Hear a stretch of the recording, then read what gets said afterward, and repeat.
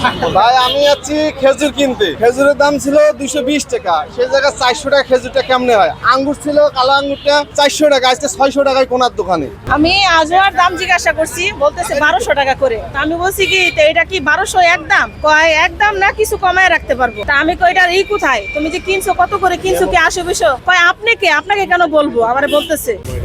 হ্যাঁ, আমরা যে আমাদের ঊর্ধ্বতন কর্তৃপক্ষের নির্দেশে আমাদের বাজার মনিটরিং এর নিয়মিত অংশ হিসেবে রমজান উপলক্ষে আজকে বাজার মনিটরিং করলাম।